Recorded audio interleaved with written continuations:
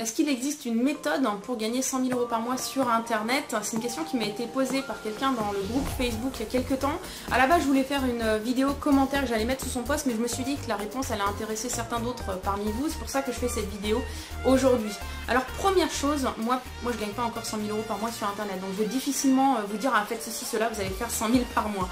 Par contre, j'ai déjà atteint un certain niveau de revenus sur le web, ce qui fait que par rapport à mon expérience, je peux vous donner mon avis et quelques conseils. La réponse que j'ai faite tout de suite, c'était commence par le commencement, apprends déjà à gagner 1000 € sur Internet, parce que si quand on a cette connaissance, après il suffit juste de répéter. Quand on sait faire 1000, on peut en faire 2000, 3000, 5000 et ainsi de suite.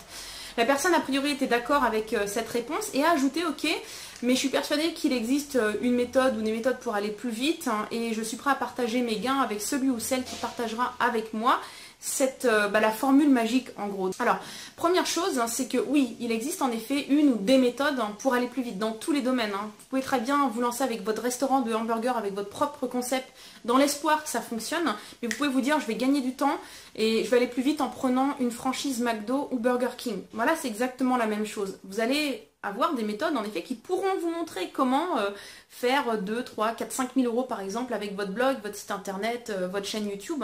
Mais je pense pas que vous allez trouver une méthode qui vous montrera comment faire pour atteindre 100 000 € de revenus par mois. En tout cas sur internet avec un site web et tout. Pourquoi ?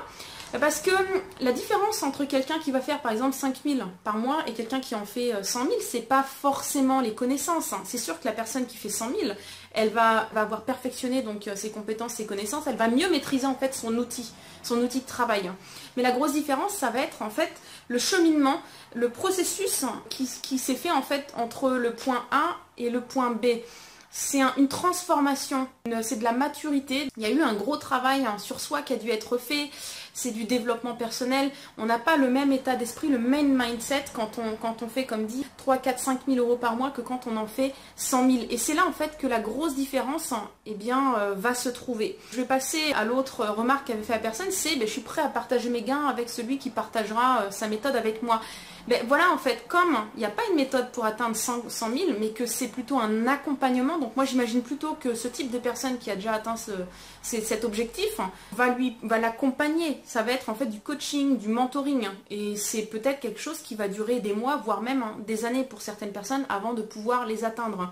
Donc, j'ai du mal à imaginer quelqu'un qui fait ce type de revenu dire je vais investir mon argent moi pour l'aider lui ou elle à atteindre cet objectif, puisque il a l'intention ou elle a l'intention de partager ses gains avec moi. Vous dites peut-être pourquoi est-ce que tu dis investir son argent ?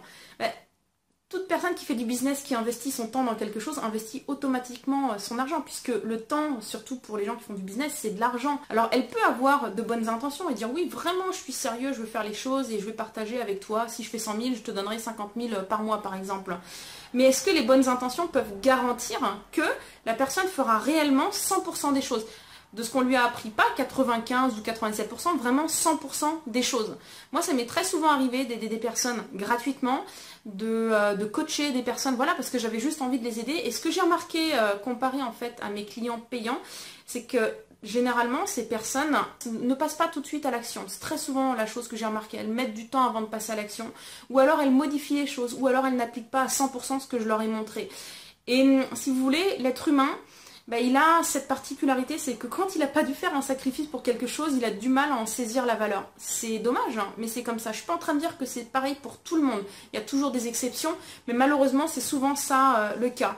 Donc cette personne qui va donner non seulement son savoir, ses connaissances, mais qui va en plus faire un accompagnement, bien n'est pas sûr que celle qui est en face va vraiment faire les choses, parce qu'elle n'est pas dans la capacité de pouvoir lui garantir qu'elle le fera. Alors peut-être que je me trompe et je m'excuse à l'avance auprès de la personne qui avait posé la question, mais le fait de dire voilà, en gros j'attends que quelqu'un m'accompagne, me montre sans que j'ai à investir, ça trahit peut-être en fait quelque chose, un manque de confiance.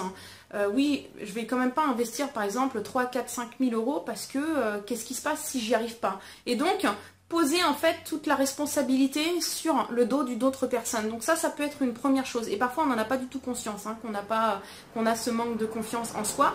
Et la deuxième chose, c'est qu'il manque en fait une vision. Quand on a une vision, on sait où est-ce qu'on va exactement. Et les leaders, ceux qui réussissent, sont des leaders, des visionnaires. Et les visionnaires, les leaders, ce sont des gens qui n'ont pas peur de prendre de risques. Pourquoi? Parce qu'ils savent où est-ce qu'ils vont, ils savent ce qu'ils veulent faire. Ce sont des gens donc, qui prennent la responsabilité sur eux, qui ne le mettent pas sur les autres. Ce sont des gens qui ont l'état d'esprit d'abondance, qui investissent sans arrêt dans leur business et automatiquement dans leur vision. J'espère que malgré la longueur de ma réponse, qu'elle est pertinente et que vous avez compris en fait le message que je voulais vous faire passer. En tout cas, ça a été un réel plaisir pour moi de partager mon opinion sur le sujet et donc mon expérience. Je vous dis à bientôt pour une prochaine vidéo.